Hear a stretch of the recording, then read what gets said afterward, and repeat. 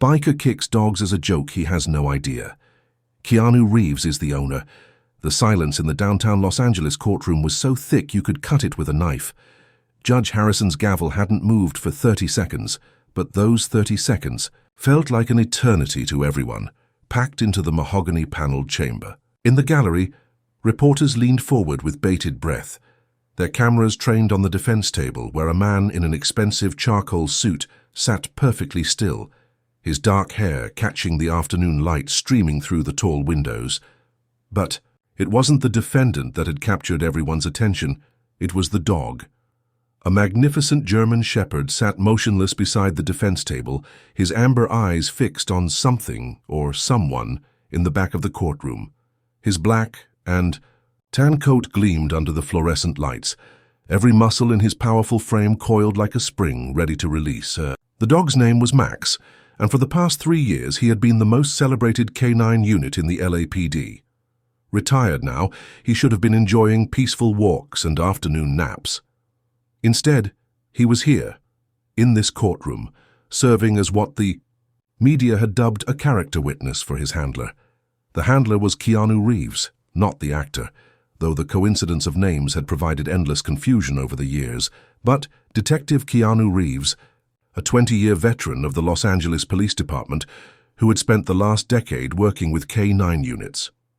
Today, he sat accused of excessive force during a drug bust that had gone sideways 6 months ago. The case had drawn national attention, not because of the charges themselves, but because of the circumstances surrounding them. Max had been there that night. Max had seen everything. And now, as the prosecution prepared to deliver their closing arguments, Max was acting strange. The dog's ears were pinned back, a low rumble building in his chest that was barely audible but unmistakably present. His gaze never wavered from the back corner of the courtroom, where a group of witnesses sat waiting to be called. Among them was Jake Morrison, the biker whose testimony had been the prosecution's key piece of evidence. Morrison had claimed that Detective Reeves had used unnecessary force during the arrest, that he had sicked Max on a suspect who was already down. It was Morrison's word against Reeves, and without video evidence, the body cam had mysteriously malfunctioned that night. The case had come down to credibility. But Max knew something the courtroom didn't. As District Attorney Sarah Chen rose to address the jury, Max's rumble grew slightly louder.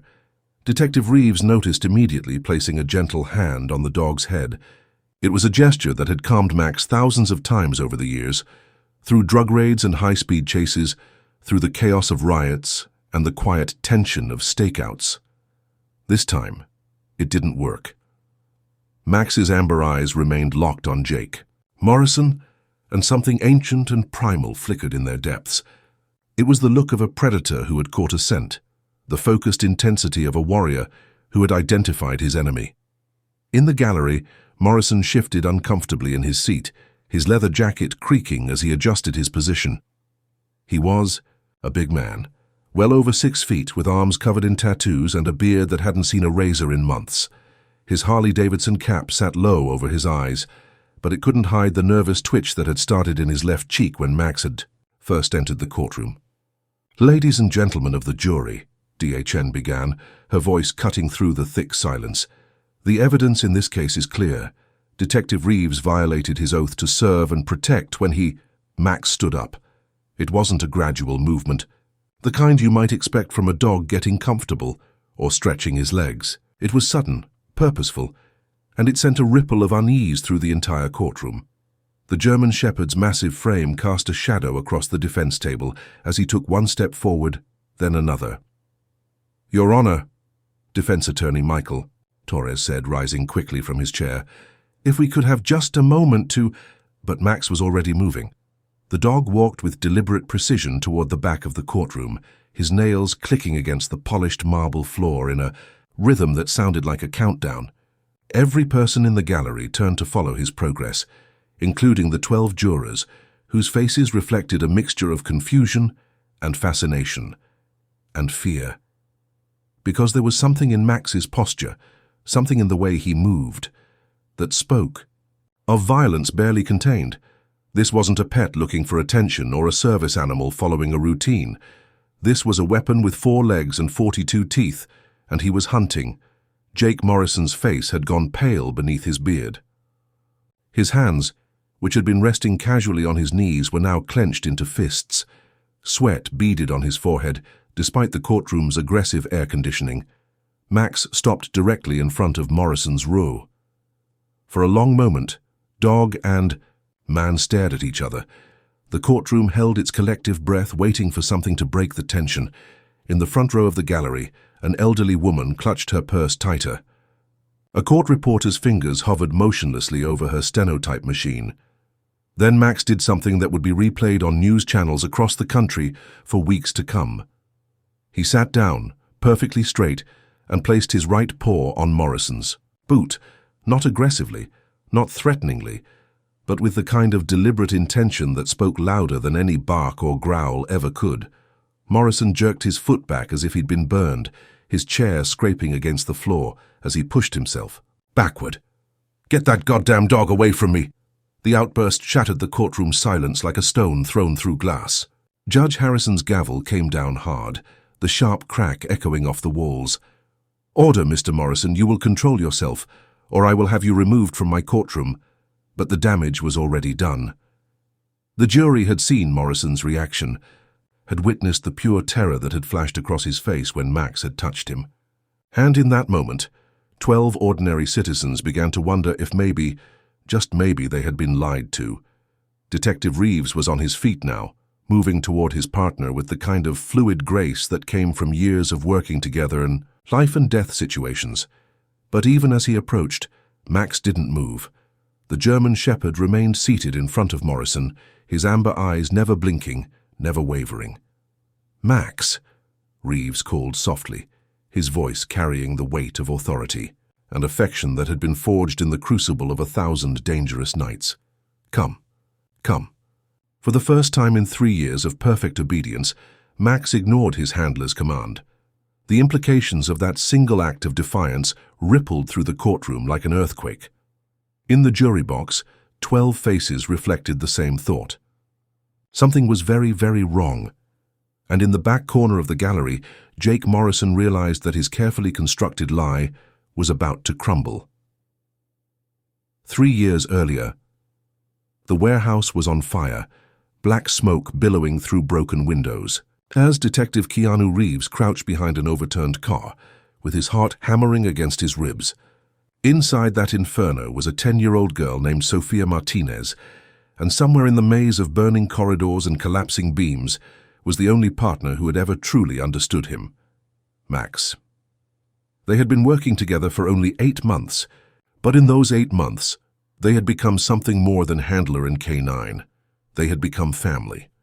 The German shepherd had come to him as a rescue from a military contractor, a 3-year-old veteran of 2 tours in Afghanistan who had been deemed too aggressive for civilian police work. The other canine handlers had warned Reeves that Max was damaged goods, that war dogs never fully adjusted to stateside duty. They had been wrong. Max wasn't aggressive. He was protective. He wasn't damaged, he was experienced. And when the call had come in about a suspected drug lab with a child inside, Max had been the first one through the door. That was 15 minutes ago. 15 minutes that felt like 15 hours as Reeves watched the warehouse burn and wondered if he had just sent his partner to die. "Reeves!" Lieutenant Foster's voice crackled through his radio. "The fire department says you've got maybe 3 minutes before the whole structure comes down. If your dog is in there, he's coming out," Reeves said, cutting off the transmission. His voice was steady, but his hands were shaking as he gripped his service weapon. Max doesn't leave people behind. It was a statement of faith, more than fact, but it was all he had. In the 8 months they had worked together, Max had never failed to complete a mission. He had tracked suspects through the Angeles National Forest, detected drugs hidden in places that would have taken human officers hours to find, and had once stood guard over Reeves for 6 hours after the detective had been knocked unconscious during a raid. But this was different. This was fire and chaos, and a child's life hanging in the balance. Through the smoke and flames, a shadow moved. Reeves felt his heart leap as a familiar silhouette emerged from the warehouse's main entrance. Max was moving slowly, carefully, and Cradled in his powerful jaws was a small bundle, wrapped in what looked like a torn piece of fabric.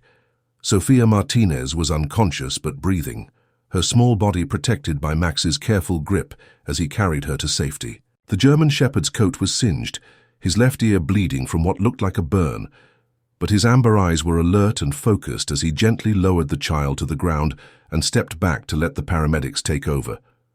It was only then that Reeves noticed the second figure emerging from the warehouse. Jake Morrison stumbled out of the smoke, coughing and clutching his left arm.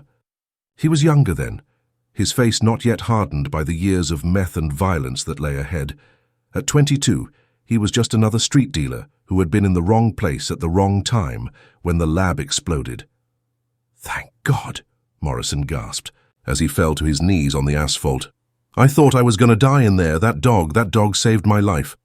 Reeves looked from Morrison to Max, who was now sitting beside Sophia's stretcher as the paramedics worked. The German Shepherd's attention was focused entirely on the child, his body language protective and alert. But something in his posture suggested tension, as if he was aware of Morrison but deliberately ignoring him. "What happened in there?" Reeves asked, kneeling beside Morrison as an EMT began treating his burns. "I was trying to get out through the back when I heard the kid crying," Morrison said, his voice rough from smoke inhalation. "Found her trapped under some debris near the lab equipment. I tried to lift it, but it was too heavy. Then your dog showed up and just took over, moved that beam like it was nothing, grabbed the girl, and got us both out. It was a hero's story, the kind that would make the evening news and earn Morrison a commendation from the mayor. But as Reeves watched Max, he noticed something that troubled him. The dog's ears were pinned back slightly, and his amber eyes kept flicking toward Morrison with an expression that looked almost like disappointment. Dogs didn't lie. It was one of the first things they taught you in canine training. Dogs reacted to truth and deception on an instinctual level, and Max's body language was telling a story that didn't match Morrison's words. But in the chaos of the moment, with Sophia being loaded into an ambulance and the warehouse collapsing behind them, Reeves filed the observation away and focused on getting his partner medical attention. It would be 3 years before he remembered that moment of doubt, 3 years before he understood what Max had really seen in that burning warehouse. Present. Tears of the memory faded as Reeves found himself back in the courtroom, watching his partner maintain his vigil in front of Jake Morrison. The intervening years had changed Morrison dramatically. The scared young man who had stumbled out of the warehouse had become something harder, meaner. His arrest record showed a progression from petty dealing to armed robbery, from drug possession to assault with a deadly weapon.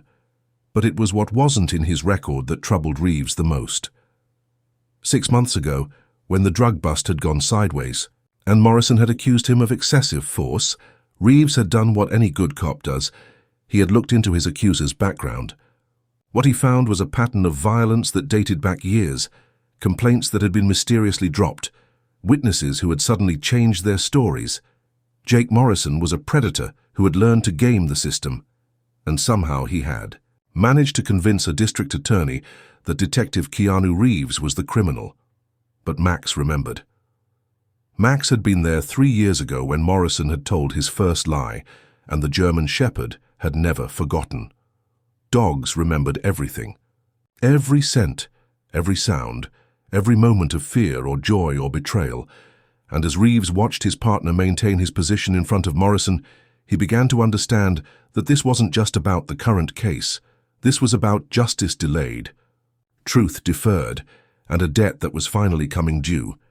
Max had been waiting 3 years for this moment, and he wasn't going to let Jake Morrison escape justice again. The whispers started immediately. As court adjourned for a 15-minute recess to allow the defense team to regain control of their character witness, the gallery erupted in hushed conversations that buzzed like angry hornets. Reporters leaned over the divider between the press section and the public seating, their phones already buzzing with messages to editors across the country. "Did you see the way that dog looked at Morrison? $20 says there's more to this story. That's not normal behavior for a trained police dog." In the hallway outside the courtroom, Detective Reeves knelt beside Max, running his hands through the German Shepherd's thick coat in a gesture that was equal parts affection and assessment. After 3 years of partnership, he could read Max's body language like a book written in a language only they shared. Right now, that book was telling him that his partner was operating on pure instinct, following a scent trail that led back, through years of memories, to something dark and unresolved. "What is it, boy?" Reeves murmured, his voice barely audible above the crowd noise. "What do you know that I don't?" Max's amber eyes met his handler's gaze with an intensity that was almost human in its intelligence. The German Shepherd had always been expressive, but this was different. This was the look of a dog who had something to say, and no way to say it, except through action. Defense attorney Michael Torres approached them with the careful steps of a man walking through a minefield. Torres was good at his job, good enough to take on a case that most lawyers would have advised against, but he was also smart enough to recognize when his carefully planned strategy was going off the rails. "Detective," Torres said, lowering his voice so the nearby reporters couldn't overhear, "I need to know what's going on with Max. The prosecution is going to claim this is some kind of trained intimidation tactic, and frankly, I'm not sure I can argue otherwise if he keeps targeting Morrison." Reeves stood slowly, keeping one hand on Max's head. The German Shepherd remained alert but calm, his attention still focused on the courtroom doors, where Morrison had disappeared with his lawyer. "Max doesn't intimidate, Counselor. He investigates." "Investigate what?" "Morrison isn't on trial here. Maybe that's the problem." The words hung in the air between them like a challenge. Torres was a good lawyer, but he was also a good man, and Reeves could see the moment when professional obligation collided with growing doubt. "Detective, I need you to be very careful about what you're implying. If you have evidence that Morrison lied in his testimony—" "I don't have evidence," Reeves admitted, "but Max does." Torres glanced down at the German Shepherd, who had settled into the kind of patient alertness that canine handlers recognized as working mode. It was the same posture Max adopted when tracking a suspect through dense terrain or waiting for the perfect moment to apprehend a fleeing criminal. "Dogs can't testify in court," Torres said quietly. "No," Reeves agreed, "but they can lead us to the truth." Across the hallway, Jake Morrison emerged from a conference room with his lawyer, a thin man named Bradley Carver, who specialized in civil rights cases and had built his career on suing police departments. Morrison's face was flushed, and Reeves could see the tension in his shoulders as he tried to avoid looking in their direction. But Max saw him immediately. The German Shepherd rose to his feet with the fluid grace of a predator, every muscle in his body suddenly taut with purpose. He didn't bark or growl. Max was too well trained for such obvious displays, but his stillness was somehow more threatening than any vocalization could have been. Morrison noticed, even from 50 feet away, even with dozens of people moving between them, Morrison felt the weight of that amber-eyed stare. Reeves watched as the biker's hand moved unconsciously to his left forearm, rubbing at something beneath his leather jacket sleeve. "What's he touching?" Torres asked, following Reeves's gaze. "I don't know, but Max does." The courtroom doors opened and Bailiff Rodriguez stepped into the hallway. Rodriguez was a 15-year veteran of the court system, a man who had seen every kind of drama and manipulation that the legal system could produce. But even he looked unsettled as he approached the defense team. "Judge Harrison wants to see all counsel in chambers," Rodriguez announced, "and he wants the dog handler there too." As they made their way back toward the judge's chambers, Reeves noticed something that made his blood run cold. Max's nostrils were flaring slightly, and his head was tilted at an angle that suggested he was processing multiple scent layers. It was the same behavior Reeves had observed when Max detected traces of explosives or drugs, substances that left olfactory signatures long after they had been removed. Whatever Max was tracking, it wasn't just Morrison's presence in the courtroom. It was something Morrison had brought with him, something he was carrying, or something that had left its mark on his clothes, his skin, his memory. Judge Harrison's chambers were a study in old-school authority, with leather-bound law books lining the walls and a massive oak desk that had probably witnessed more confessions than most priests. The judge himself was in his late 60s, a former prosecutor who had earned his reputation for fairness by being equally tough on both sides of any case. "Gentlemen," Harrison began without preamble, "I've been presiding over trials for 23 years, and I have never seen anything quite like what just happened in my courtroom." DHN shifted uncomfortably in her chair. "Your Honor, the prosecution objects to the use of what appears to be an intimidation tactic." The dog sat down and put his paw on a witness's boot, Torres interrupted. "If that's intimidation, then golden retrievers are terrorists." "The issue isn't what the dog did," Harrison said, raising his hand for silence. "The issue is why he did it. Detective Reeves, in your professional opinion, what was your partner responding to?" Reeves looked down at Max, who had positioned himself at the perfect midpoint between all the humans in the room. The German shepherd's ears were erect, his body language alert but not aggressive. He was listening to everything, processing information on levels that the humans couldn't even perceive. "Max has been trained to detect deception, Your Honor, not in the sense of a lie detector, but in the physiological responses that accompany stress and fear, elevated heart rate, changes in body chemistry, micro-expressions that indicate internal conflict. Are you saying the dog thinks Morrison is lying?" "I'm saying Max recognizes something about Morrison that's triggering his protective instincts." Chen leaned forward in her chair. "Your Honor, this is exactly the kind of pseudo-scientific nonsense that we've seen used to justify police overreach for decades. Dogs are not lie detectors, and they certainly aren't admissible evidence in criminal proceedings." "Actually," Torres said, pulling a file folder from his briefcase, "there's precedent. State of Oregon v. Henderson, 2019. The court allowed K9, behavioral evidence to support witness credibility assessments." "That case was overturned on appeal," Chen shot back. "The behavioral evidence wasn't the reason for the overturn. The conviction was reversed on a Fourth Amendment violation completely unrelated to the dog's testimony." Harrison held up his hand. "Again. Gentlemen, Ms. Chen, I appreciate the legal scholarship, but we have a more immediate problem. I have a jury that just watched a highly trained police dog single out a prosecution witness for reasons none of us fully understand. If we proceed without addressing this issue, we're going to have grounds for appeal regardless of the verdict." "What do you suggest, Your Honor?" Torres asked. "I suggest we find out what that dog knows." The silence that followed was broken only by the sound of Max's breathing and the distant hum of the courthouse air conditioning system.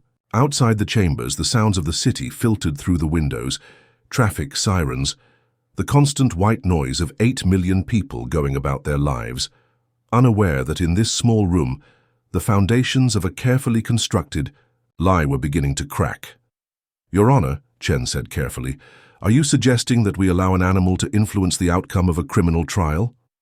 "I'm suggesting that we follow the evidence wherever it leads," Harrison replied. "And right. Now the most compelling evidence in my courtroom has 4 legs and 42 teeth." Reeves felt Max shift beside him. The German shepherd's attention suddenly focused on something beyond the chamber's closed door. His ears swiveled forward, and a low rumble began building in his chest. Not quite a growl, but something deeper and more primal. Someone was approaching the door. Someone Max recognized. Someone who had no business being near the judge's chambers during a closed conference. The knock that came 30 seconds later was soft, almost apologetic. But it might as well have been thunder, for the way it affected everyone in the room. "Come in," Harrison called. The door opened to reveal Jake Morrison, his face pale and his hands visibly shaking. Behind him stood his lawyer, looking like a man who had just watched his client commit professional suicide. "Your Honor," Carver began, "my client has something he needs to tell the court." Max's rumble grew louder, and for the first time since entering the chambers, the German shepherd moved. He rose to his feet and took a single step toward Morrison, who immediately backed against the doorframe as if trying to disappear into the wood. "Mr. Morrison," Judge Harrison said, his voice carrying the kind of authority that had sent hundreds of criminals to prison over the years, "I believe you have something to say." Morrison's eyes darted from the judge to the lawyers to Max, who continued to stare at him with unwavering intensity. When he finally spoke, his voice was barely above a whisper. "I lied." The confession hit the room like a physical blow. I lied, Morrison repeated, his voice stronger now but filled with the kind of desperation that comes from carrying a secret too heavy to bear. About the night Detective Reeves arrested me, about what happened during the raid, about... He swallowed hard, his Adam's apple bobbing visibly in his throat. About everything. Judge Harrison leaned back in his chair, his weathered face revealing nothing of what he was thinking. 23 years on the bench had taught him to expect the unexpected, but this was unprecedented territory even for him. Mr. Morrison, he said carefully, you understand that you are not under oath at this moment, and anything you say here cannot be used against Detective Reeves in this trial, but it most certainly can be used against you if you admit to perjury. Morrison nodded, his gaze still fixed on Max, who had settled back into his watchful crouch but hadn't relaxed his vigilance for even a second. I understand, Your Honor, but I can't keep doing this. D.A. Chen was on her feet immediately. Your Honor, I object to this entire proceeding. My witness is clearly being coerced by... By what? Torres interrupted. A dog sitting quietly in the corner? Ms. Chen, if your case depends on witnesses who fall apart at the sight of a German Shepherd, maybe you should reconsider your prosecution strategy. Enough, Harrison said, his voice cutting through the argument like a blade. Mr. Morrison, if you wish to make a statement, you may do so, but I want your attorney present and I want everything on the record. As Carver hurried to call in a court reporter, Reeves found himself studying Morrison's face for clues to what had driven this sudden confession. The man who had testified so confidently just hours earlier was gone, replaced by someone who looked haunted, desperate, and very, very afraid. But afraid of what? The legal consequences of perjury, the possibility of criminal charges, or afraid of something else entirely? Max's behavior suggested it was the latter. The German Shepherd's focus on Morrison was absolute, but it wasn't the focus of a dog confronting a threat. It was the focus of a dog who had found something he'd been searching for, something that had been lost or hidden, and was finally within reach. What do you remember, boy? Reeves thought, watching his partner's intense concentration. What did you see that night that I missed? The court reporter arrived within minutes, her stenotype machine clicking softly as she set up in the corner of the chambers. When everything was ready, Judge Harrison turned back to Morrison with the gravity of a man about to hear a condemned prisoner's final words. Mr. Morrison, you may proceed. Morrison took a shaky breath and began to speak, his words tumbling out, in a rush, as if he was afraid that stopping would make it impossible to continue. 3 years ago, there was a fire at a warehouse in East LA. I was there because I was dealing drugs out of the building. Not just dealing, I was helping run a full-scale meth lab. When the fire started, there was a little girl trapped inside, and He paused, his hand moving unconsciously to his left forearm again, rubbing at something beneath his jacket sleeve. I didn't try to save her, I ran. I got out as fast as I could and left her there to die. The silence that followed was deafening. Even the court reporter's machine had gone quiet, as if the words were too heavy to transcribe.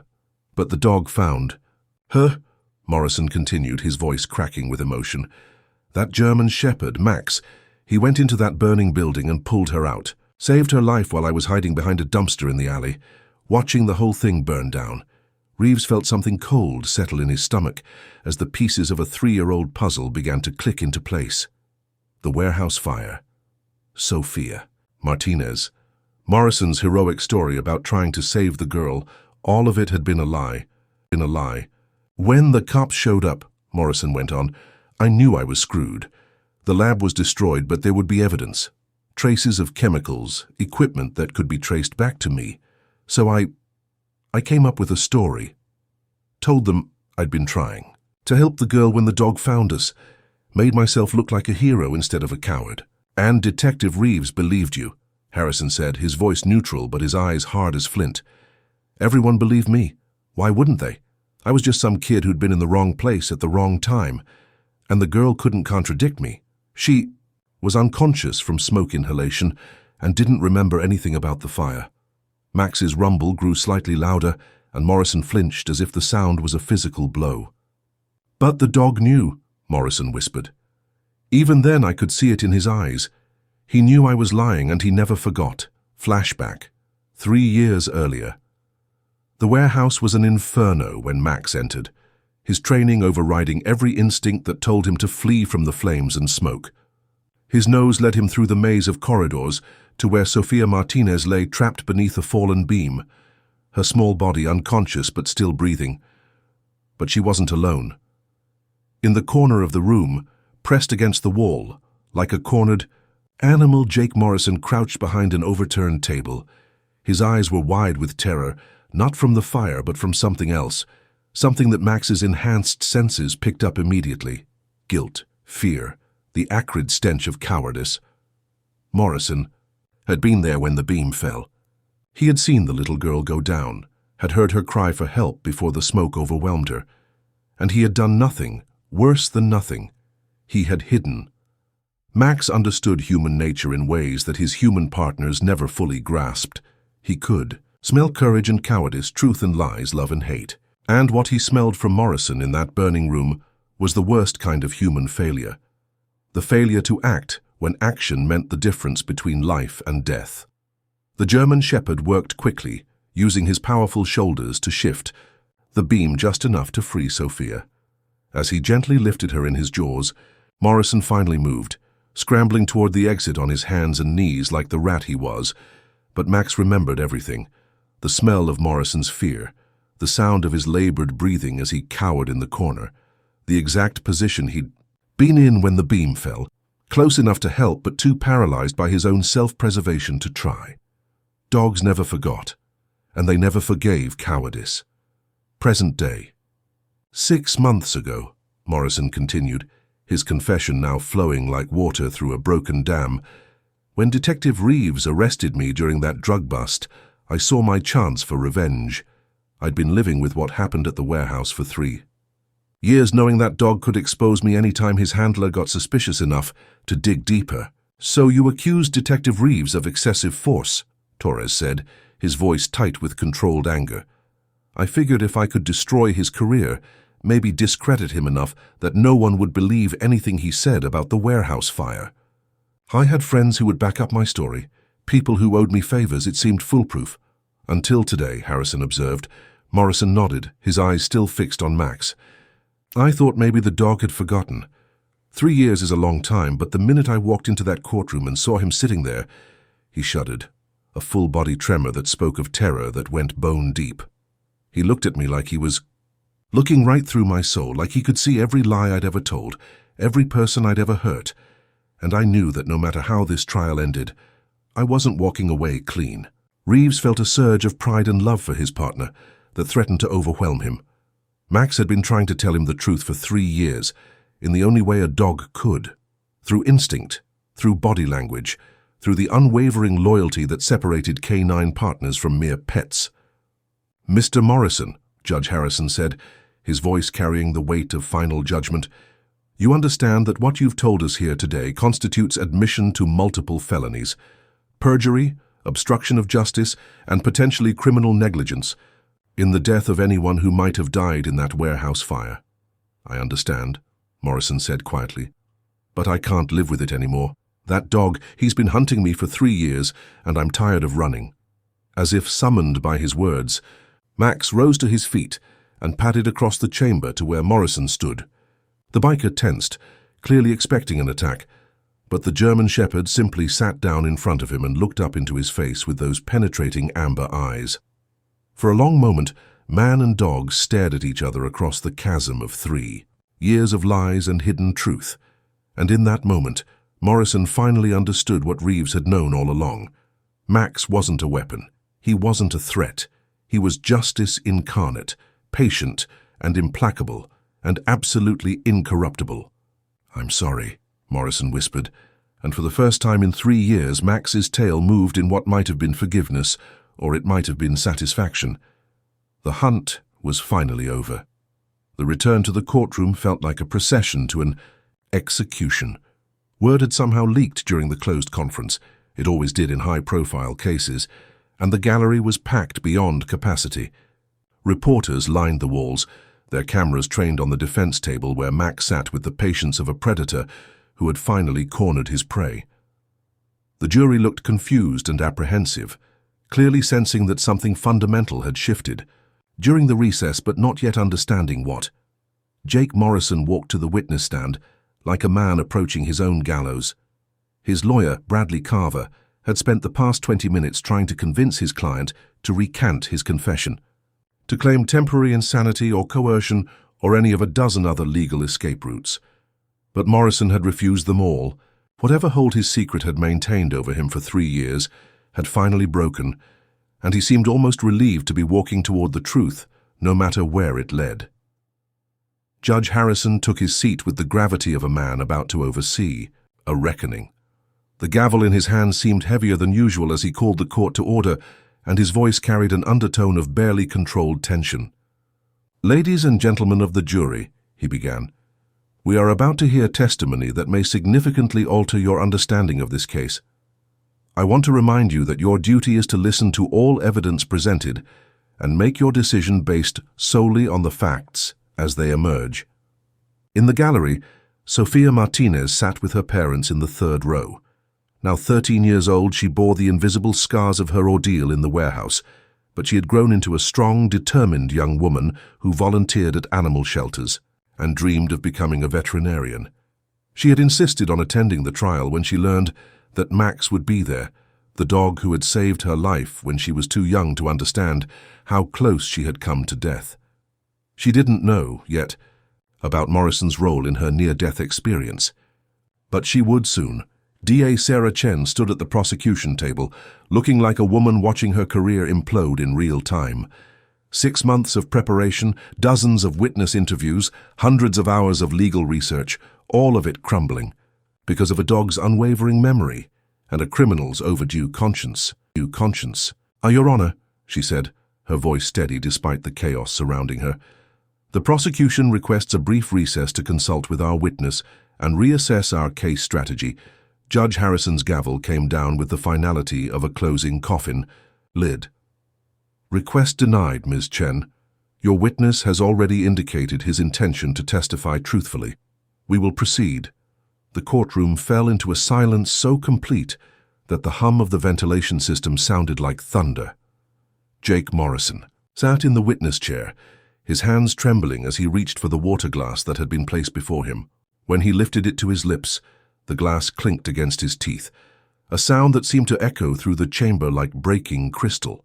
Max had repositioned himself during the recess, moving from beside the defense table to a spot directly in Morrison's line of sight. The German Shepherd sat with perfect military bearing, his amber eyes never wavering from the man who had spent 3 years running from the truth. "Mr. Morrison," Judge Harrison said, his voice cutting through the tension like a blade, "you are still under oath. Do you understand that your previous testimony may have constituted perjury?" "Yes, Your Honor." Morrison's voice was barely above a whisper, but in the absolute silence of the courtroom, every word carried to the back row. "And do you wish to revise that testimony?" "Yes, Your Honor. I want to tell the truth about what happened that night, 6 months ago, and about what happened 3 years before that." In the jury box, 12 faces reflected the same expression of stunned anticipation. Juror number 7, a retired teacher named Margaret Walsh, leaned forward in her seat as if afraid she might miss something crucial. Beside her, juror number 3, a construction foreman who had initially been skeptical of police testimony, found himself watching Max with new respect. DA Chen remained standing, her objection dying on her lips as she realized the futility of fighting what was about to unfold. Her star witness had become her nightmare, and there was nothing she could do but watch her case disintegrate in real time. "Mr. Morrison," she said, making one last desperate attempt to maintain control, "I want to remind you that you are not required to—" "He's not your witness anymore," Defense Attorney Torres interrupted, rising from his chair with the confident bearing of a man who had just been handed victory on a silver platter. "Mr. Morrison has made it clear that his previous testimony was false. At this point, he's testifying for the truth, not for either side." Morrison nodded, his gaze still locked on Max. 3 years ago, I was dealing drugs out of a warehouse in East LA. Not just dealing. I was part of a major meth operation that had been running for months. On the night of the fire, I was there supervising a cook when something went wrong with the equipment. He paused, his hand moving unconsciously to his left forearm, where the sleeve of his jacket had ridden up to reveal the edge of what looked like a significant burn scar.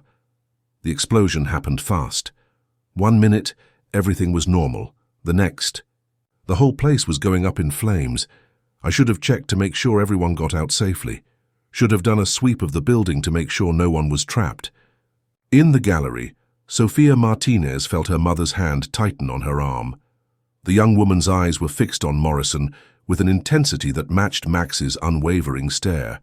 "But I panicked," Morrison continued, his voice growing stronger as the words poured out.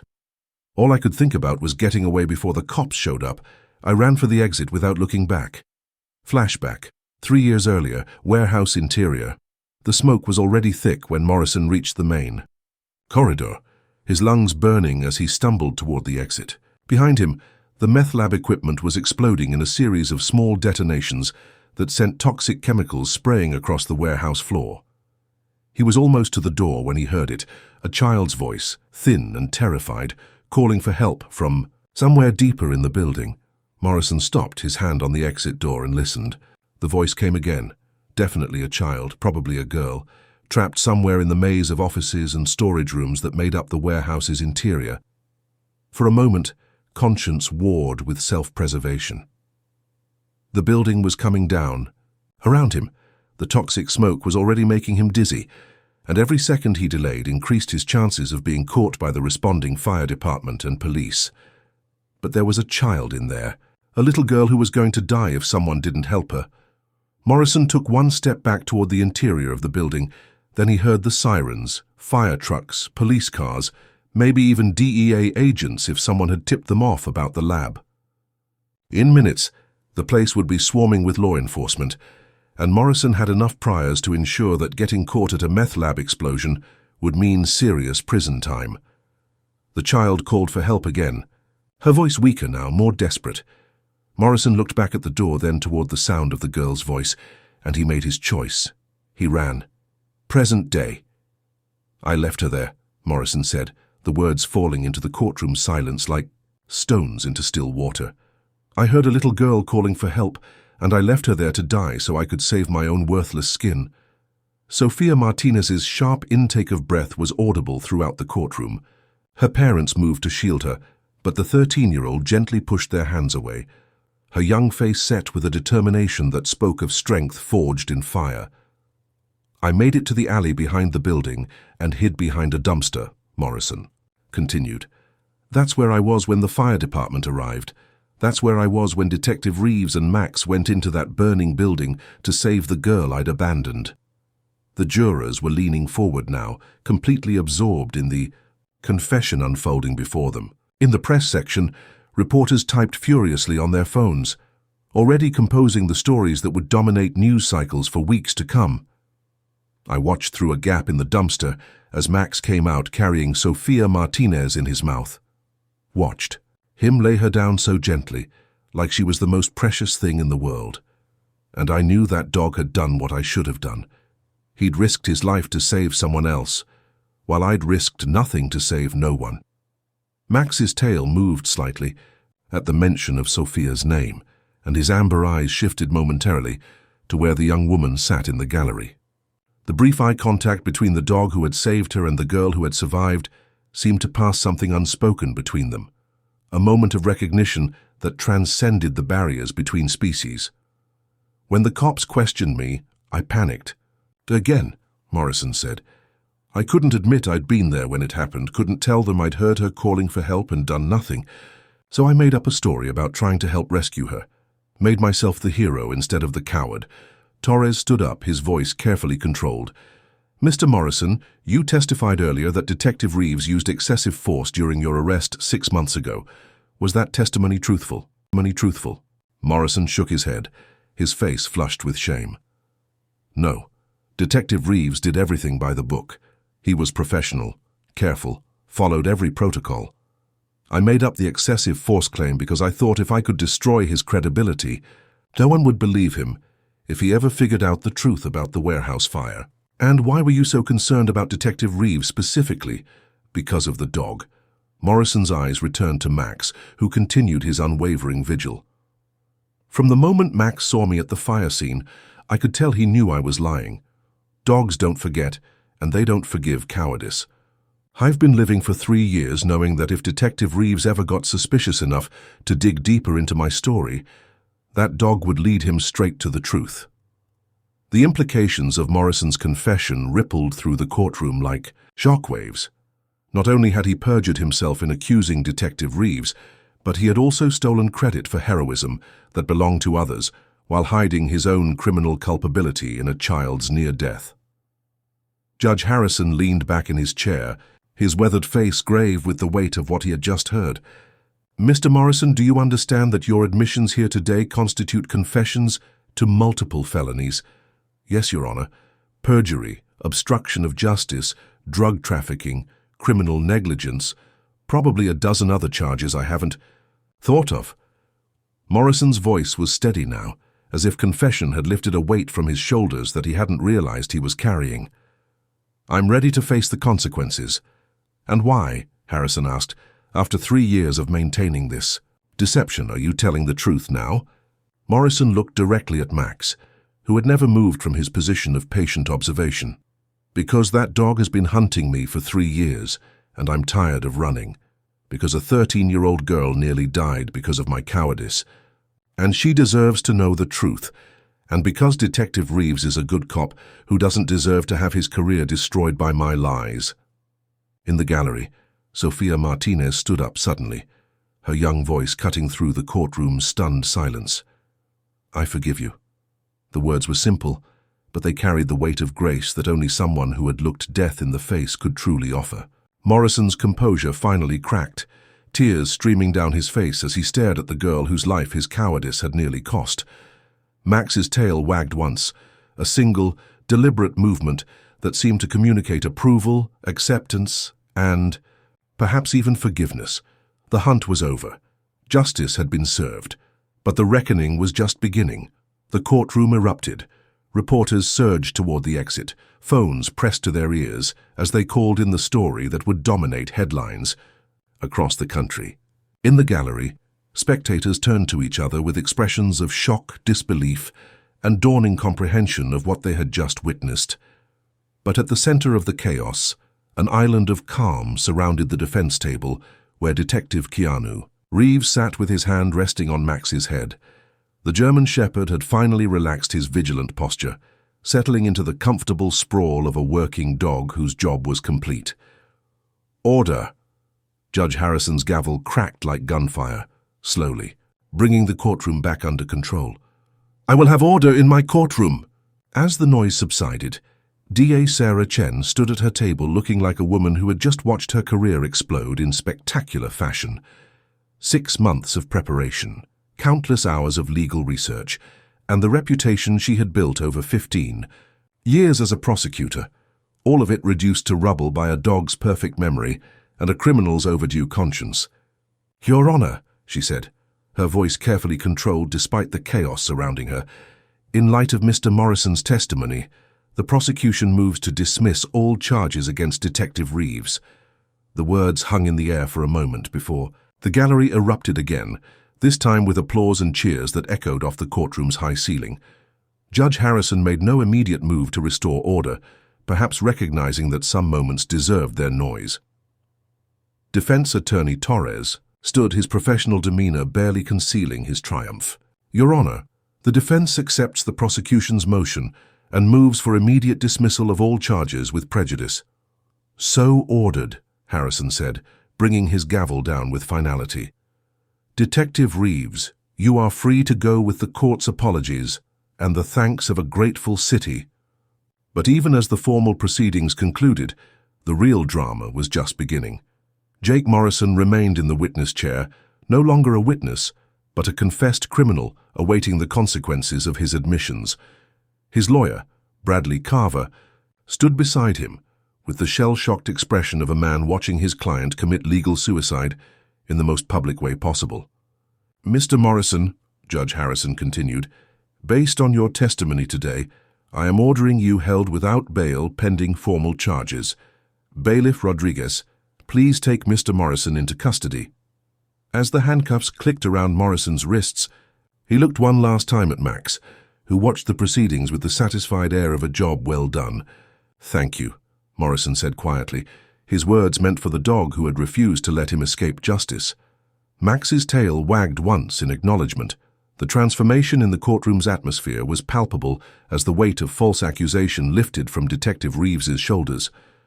Colleagues who had been forced to maintain professional distance during the trial now surrounded him with congratulations and expressions of support that had been months in the making. But it was Sofia Martinez who provided the moment that would be remembered long after the legal proceedings were forgotten. The 13-year-old girl made her way through the crowd with the determined stride of someone who had something important to say. Her parents followed closely behind, their faces reflecting pride mixed with concern as their daughter approached the dog who had saved her life 3 years earlier. Max sensed her approach before anyone else did, his head turning toward Sofia, with recognition that transcended the years between their first meeting and this moment. As she knelt beside him, the German Shepherd's tail began wagging with genuine enthusiasm, not the controlled movement of a working dog, but the uninhibited joy of an animal greeting a beloved friend. "Hey, Max," Sofia said softly, her hands gentle as she stroked the German Shepherd's coat. "I never got to thank you properly." The reunion between the dog and the girl he had saved provided a moment of pure emotion that cut through all the legal complexities and professional maneuvering. Here was the simple truth that had driven everything else. A child had been in danger, and Max had risked his life to save her. Detective Reeves knelt beside his partner, watching the interaction with the pride of a father watching his child receive recognition for doing the right thing. "He was just doing his job," he said quietly. "No," Sofia replied, her young voice carrying a wisdom that seemed far beyond her years. "He was being a hero. There's a difference." As if summoned by the moment, other figures from that night 3 years ago began to emerge from the crowd. Captain Martinez from the fire department, who had coordinated the response to the warehouse blaze. EMT Sarah Williams, who had treated Sofia at the scene. Even Detective Johnson, who had been Reeves' backup that night and had watched Max emerge from the burning building carrying his precious cargo. They gathered around the German Shepherd like pilgrims visiting a shrine, each carrying their own memories of that night, when courage had triumphed over cowardice, when training and instinct had combined to save a life that would otherwise have been lost. "You know what the ironic thing is?" Detective Johnson said, his voice carrying the weight of 3 years' worth of hindsight. "We all suspected Morrison was lying about something. His story never quite added up, but we couldn't prove it." "Max knew," Reeves replied simply. "He's always known." The German Shepherd looked up at his handler with eyes that seemed to sparkle with satisfaction. For 3 years he had carried the truth about that night, waiting patiently for the moment when justice would finally be served. Now with Morrison in custody and Detective Reeves vindicated, the burden he had carried was finally lifted. But Max's job wasn't quite finished yet. As the crowd began to disperse and the courtroom slowly emptied, the German Shepherd did something that surprised everyone who witnessed it. Instead of following his handler toward the exit, Max walked deliberately to where Morrison's abandoned leather jacket lay on the witness table. With careful precision, he nosed at the jacket until something fell from an inner pocket, a small, twisted piece of metal that clanked onto the marble floor with a sound that seemed unnaturally loud in the quieting courtroom. Detective Reeves picked up the object, turning it over in his hands with growing recognition. It was a piece of laboratory equipment, scorched and blackened by fire, but still recognizable to anyone who had worked drug cases. "Part of a meth lab setup," he said quietly. "Morrison's been carrying evidence of the warehouse lab with him for 3 years." Torres approached to examine the twisted metal, like a trophy, or maybe like a reminder of his guilt. Max smelled it. Reeves realized, pieces of the puzzle finally clicking into place. That's what he was reacting to in court, not just Morrison himself, but the evidence he was carrying. The scent of the chemicals, the lab equipment, it was all there just waiting for someone trained to detect it. Judge Harrison, who had been preparing to leave, paused to observe this final revelation. "Detective Reeves, do you believe this? Evidence could be connected to other unsolved cases. It's possible, Your Honor. If Morrison has been carrying lab equipment as some kind of memento, there might be other crimes connected to the warehouse operation that we never fully investigated." The implications rippled outward like stones thrown into still water. Morrison's confession had not only exonerated Detective Reeves and revealed the truth about Sofia Martinez's rescue, it had potentially opened the door to solving other crimes that had gone unresolved for 3 years. Max sat beside the evidence he had uncovered, his amber eyes alert but calm. He had spent 3 years tracking not just a liar, but a criminal who had been hiding in plain sight, carrying his guilt with him everywhere he went. The German shepherd had finally brought his prey to ground. Justice had been served. Truth had been revealed. And the bond between a canine officer and his handler had been vindicated in the most public way possible. But as Detective Reeves prepared to leave the courtroom with his partner, he realized that their story was far from over. Max's unwavering loyalty and perfect memory had not only saved Reeves's career, they had demonstrated something profound about the nature of justice itself. Sometimes the truth takes years to emerge. Sometimes it requires patience, persistence, and the unwavering determination to never give up the hunt. And sometimes it takes a dog to remind us that heroes come in all shapes and sizes. But they all share one common trait. They never abandon those who need their help. The story broke across social media like wildfire before the courtroom had even fully emptied. Justice for Max began trending within the hour, accompanied by photos of the German shepherd that had been taken during the trial. Videos of Morrison's confession recorded by courtroom cameras and released by the judge's order went viral across every major platform. By evening, major news networks were leading with the story of the police dog who had spent 3 years seeking justice for both his handler and a little girl whose life he had saved. Outside the courthouse, Detective Reeves found himself surrounded by a sea of reporters, cameras, and microphones thrust in his direction. But it was Max who commanded most of the attention, the German shepherd sitting calmly beside his handler as photographers captured image after image of the dog who had become an overnight sensation. "Detective Reeves," called Jessica Martinez, from Channel 7 News, pushing through the crowd with her camera crew. "How does it feel to be vindicated by your own K9 partner?" Reeves looked down at Max, who gazed back with the patient expression of a dog who had always known how this story would end. "Max doesn't think of it as vindication," he replied carefully. "He thinks of it as doing his job.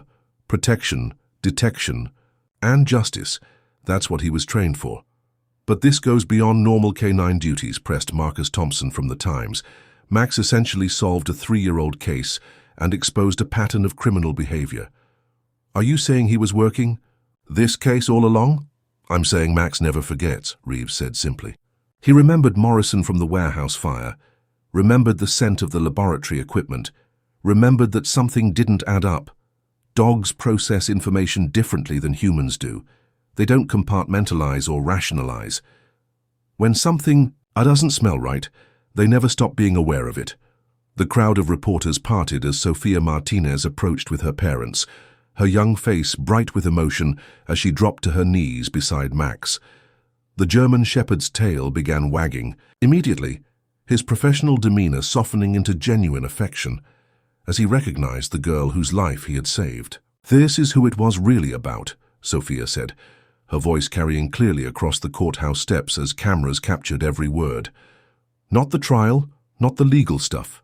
It was about truth. Max knew the truth, and he never gave up trying to tell it." Her words provided the perfect soundbite for news broadcasts that evening, but they also captured something deeper about the story that had captivated the public imagination. This wasn't just about a corrupt witness being exposed or a good cop being vindicated.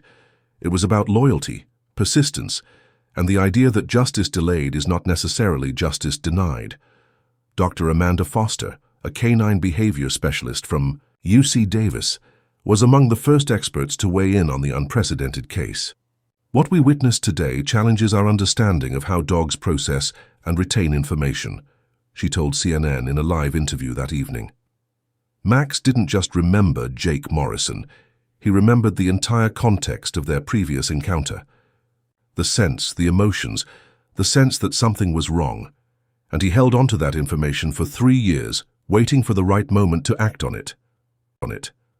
The implications extended far beyond the courtroom. Within days, police departments across the country were fielding calls from defense attorneys wanting to know if canine behavioral evidence could be used to challenge convictions in their own cases. Law schools scheduled symposiums on the role of animals in the justice system.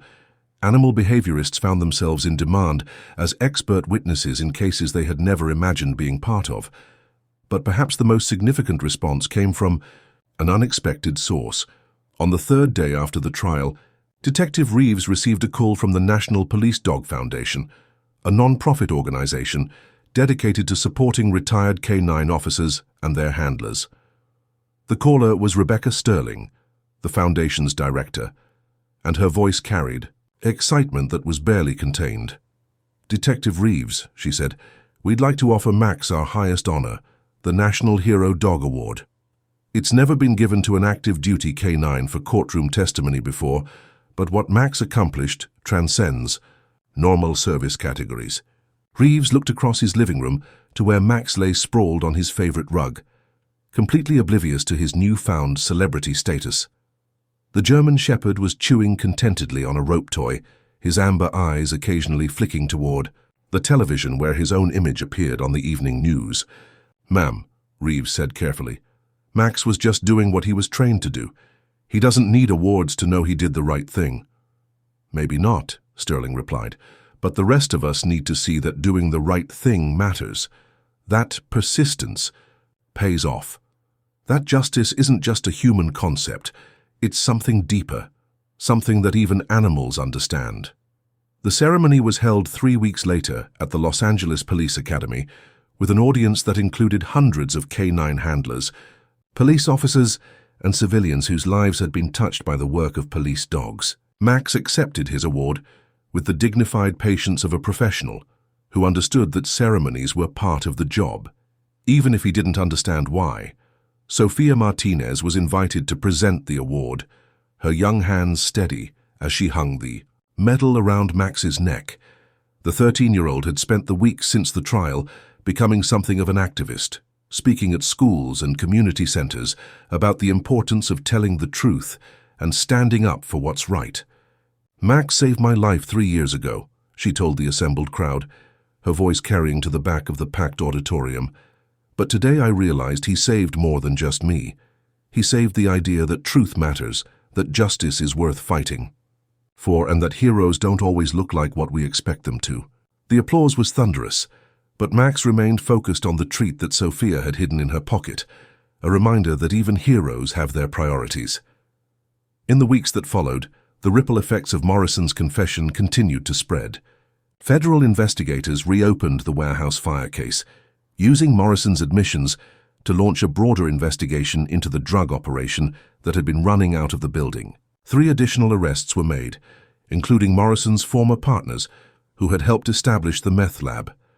Jake Morrison himself pled guilty to all charges stemming from his confession, accepting a plea deal that would see him serve 8 to 12 years in federal prison.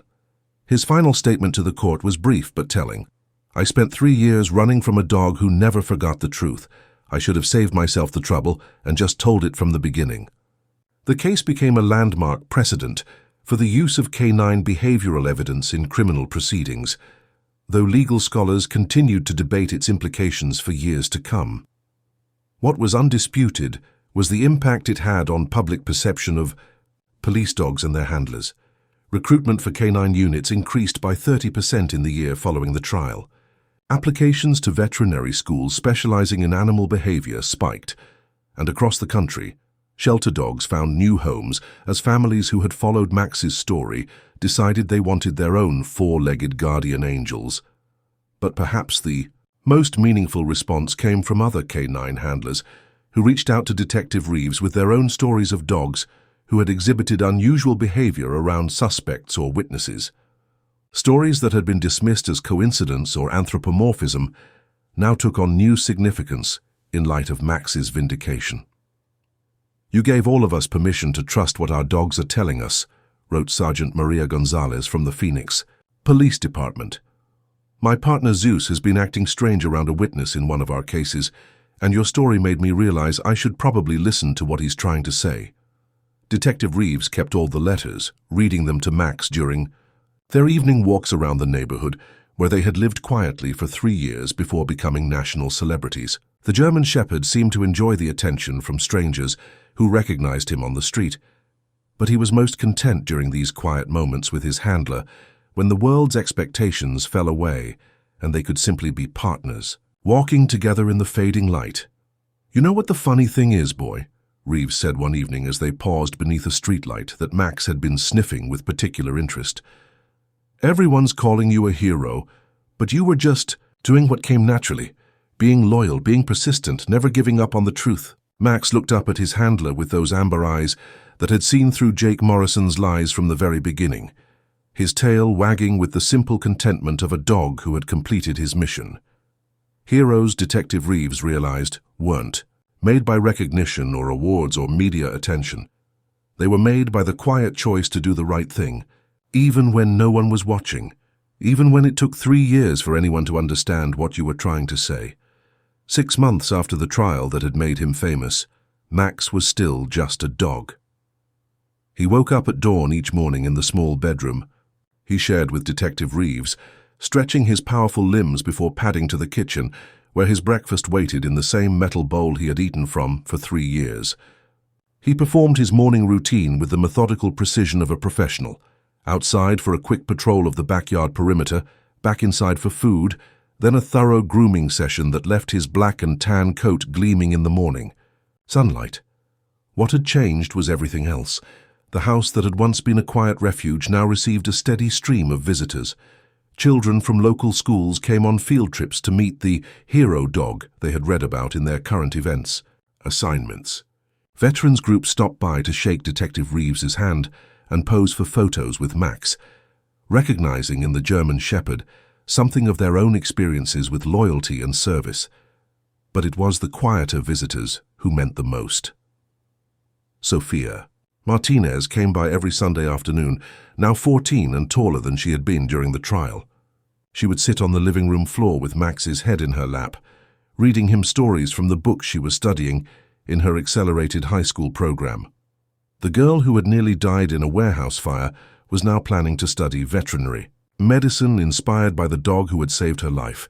"I've been thinking about what you said that day in court," she told Detective Reeves during one of these visits, her fingers working through Max's thick coat as the German Shepherd dozed contentedly. "About Max just doing his job. I think you were wrong about that." Reeves looked up from the police reports he had been reviewing, raising an eyebrow in question. "His job was to detect drugs and apprehend suspects," Sophia continued. "But what he did for me, what he did for you in court, that wasn't training, that was choice, that was love. That was love." The words hung in the air between them, simple but profound in the way that truth often is. Max's ears twitched at the sound of his name, but he didn't open his eyes, content to remain sprawled across Sophia's lap, like the oversized puppy he had never quite stopped being. Other changes had been more institutional but no less meaningful. The Los Angeles Police Department had implemented new protocols for canine behavioral observations, requiring handlers to document and investigate any unusual reactions their dogs exhibited around suspects or witnesses.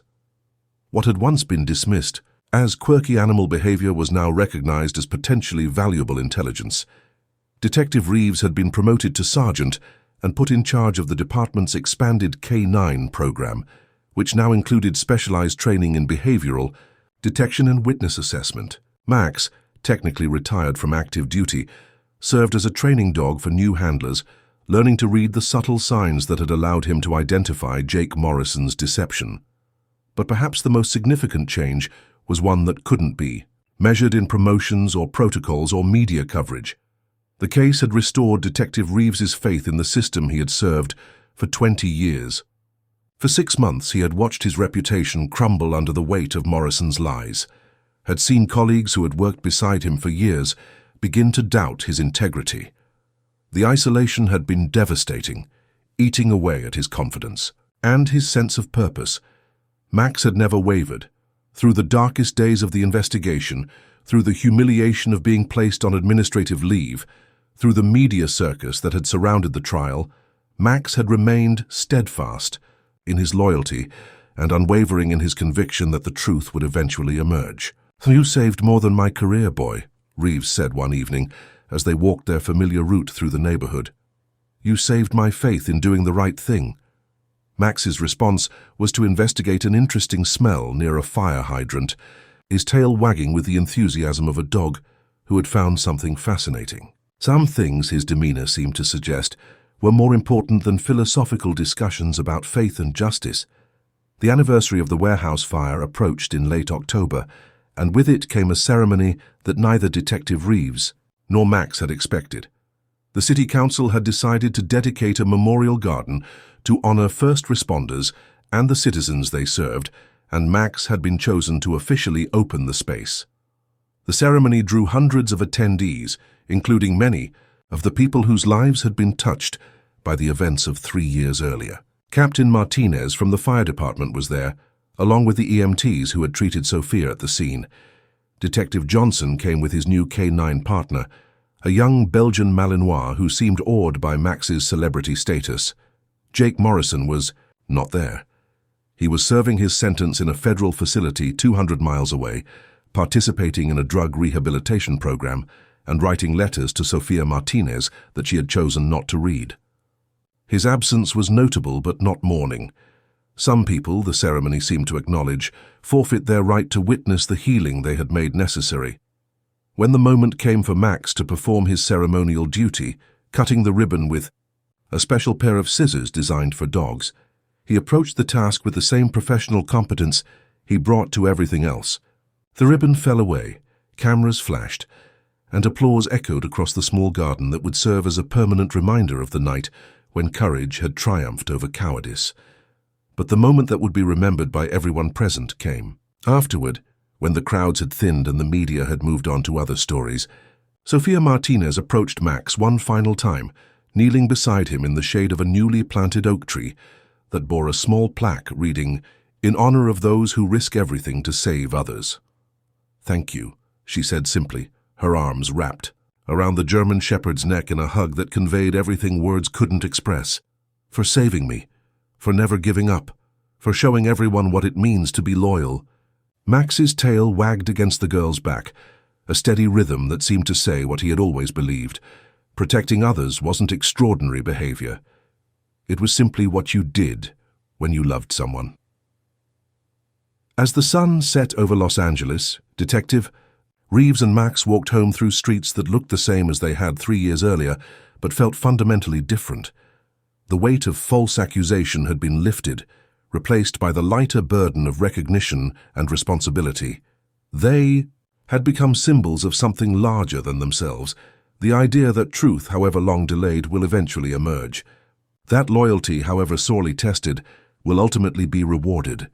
That justice, however imperfect, can still be served by those who refuse to give up the fight, but at the end of the day, they were still just a cop and his dog, walking home together, through a city that was a little bit safer because of their partnership.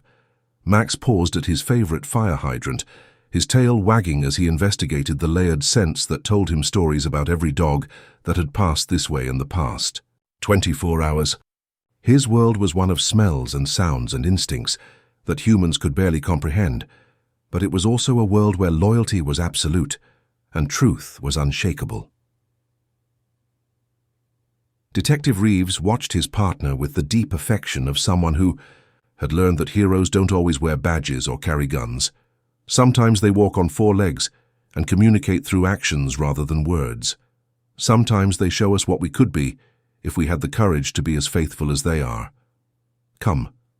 On, boy," he said softly. "Let's go home." Max fell into step beside his handler, his amber eyes alert but peaceful, as they walked toward the small house where dinner waited, and the evening news would probably feature their story one more time. Tomorrow would bring new challenges, new cases, new opportunities to serve the community they had sworn to protect. But tonight was for quiet satisfaction, for the contentment that comes from knowing you've done your job well, and the faith that comes from having a partner who will never let you down.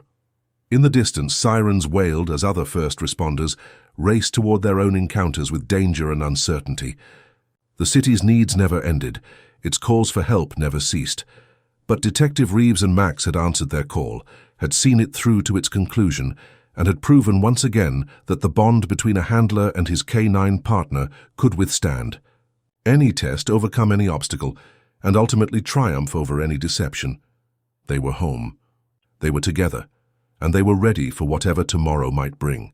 3 years later, Detective Sergeant Keanu Reeves stood at the edge of the Los Angeles Pet Cemetery, his hand resting on a simple granite headstone that bore only a name. 2 dates and a single line of inscription: Max 2019, 2029. He never stopped seeking the truth. The German Shepherd had lived a full life by any measure. 10 years of faithful service, countless lives saved, dozens of criminals apprehended, and one spectacular demonstration of loyalty that had captivated a nation